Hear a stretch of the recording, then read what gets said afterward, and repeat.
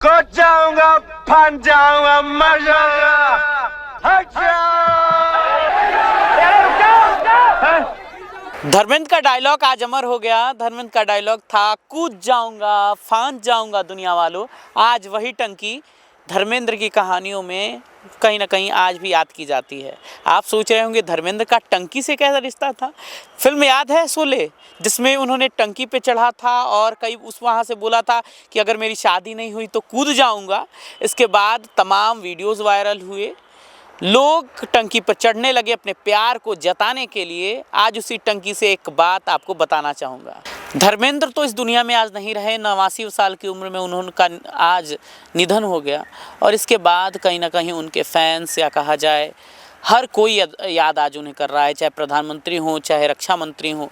कोई ऐसा नहीं होगा जिन्होंने आज धर्मेंद्र को सच्ची श्रद्धांजलि नहीं दी होगी। उनसे जुड़ी एक कहानी मैं आज आपके सामने रख रहा हूँ। लोग कहते हैं कि धर्मेंद्र ने इस्लाम कबूल कर लिया था। दरअसल सच्चाई कुछ और है। सच्चाई क्या है, इसे आज बताने के लिए आपको पूरी कहानी शुरू से सुननी होगी। नमस्कार, आज पर न्यूज़ दस्तक देख रहे हैं। मेरा नाम दिव्यांश है। आज धर्मेंद्र की उन कहानियों को हम फिर से याद कर रहे हैं। मैंने शुरू में आपको एक सवाल बताया था कि धर्मेंद्र ने इस्लाम कबूल किया या नहीं, लेकिन उसके साथ ही उनके बचपन की कुछ यादें हैं जो आपके सामने मैं रखना चाहता हूं। 8 दिसंबर 1935 को पंजाब के लुधियाना के पास नसराली गांव, जो समय ब्रिटिश हुकूमत के अंतर्गत था, वहां पर धर्मेंद्र का जन्म हुआ था। धर्मेंद्र के बारे में कहा जाता है कि उन्हें खेती किसानी का बहुत शौक था। आज भी कई वीडियोज़ उनके वायरल होते हैं जिसमें वो खेत में किसानी करते हुए दिख जाते थे। साथ ही धीरे धीरे फिल्मों का शौक तो था ही। अचानक एक अखबार निकलता था, उसमें उन्होंने पढ़ा कि एक टैलेंट हंट आयोजित किया जा रहा है जिसमें हीरो चुना जाएगा। मेहनत इतनी की थी कि बॉडी तो थी ही, बस क्या, और बस से ही वो मुंबई के लिए रवाना हो चुकी। सोच थी कि फिल्मों में काम किया जाए। अचानक एक फिल्म मिली और धीरे धीरे यही धर्मेंद्र ही मैन के रूप में दुनिया में जाने लगे। इसके बाद उनकी शादी प्रकाश कौर देवल से हुई। प्रकाश कौर देवल से शादी के बाद उन्हें 2 बच्चे हुए। एक का नाम शनि देवल, एक का नाम बॉबी। दोनों आज अच्छे अभिनेता भी हैं, आप तो जानते ही हैं। लेकिन इसके बाद उनकी ज़िंदगी में एक वक्त ऐसा भी आया जब उनकी ज़िंदगी में एंट्री होती है हेमा मालिनी की। उस समय धर्मेंद्र 60 से ज़्यादा फिल्में कर चुके थे।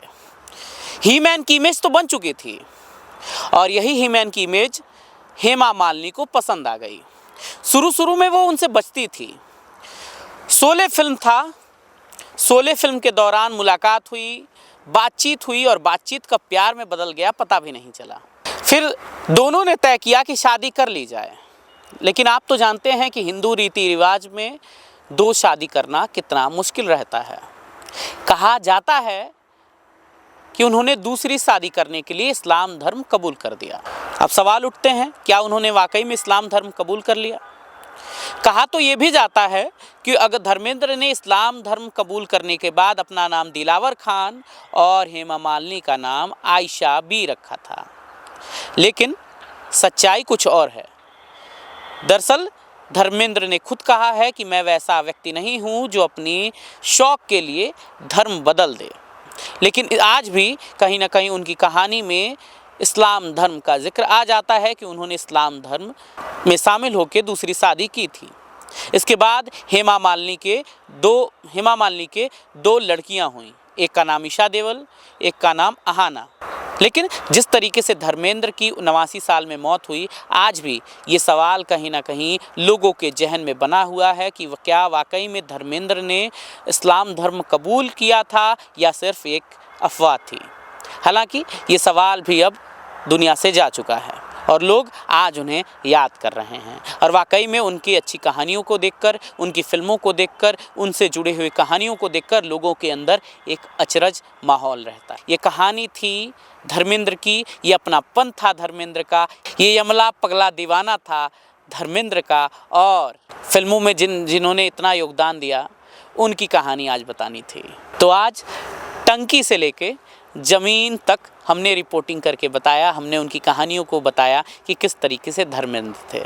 वाकई में न्यूज़ दस्तक आज उन्हें सच्ची श्रद्धांजलि देता है और कहता है कि कोई कुछ भी बन जाए, लेकिन धर्मेंद्र तो नहीं बन पाएगा, क्योंकि उनके फेमस डायलॉग आज भी लोग याद करते हैं। लोग कहते हैं, और मैंने शुरू में आपको बता दिया कि जब भी कोई टंकी पे चढ़ता है तो लोग कहते हैं धर्मेंद्र बन रहे हो क्या। धर्मेंद्र तो नहीं हो पाएंगे, लेकिन धर्मेंद्र की कहानियाँ अमर रहेंगी और धर्मेंद्र भी हमारी यादों में अमर रहेंगे। सच्ची श्रद्धांजलि उनको। कैमरे के पीछे विवेक है और आप न्यूज़ दस्तक देख रहे हैं। वीडियो को देखिएगा, प्यार दीजिएगा और हाँ, धर्मेंद्र को श्रद्धांजलि भी दीजिएगा। बहुत बहुत धन्यवाद।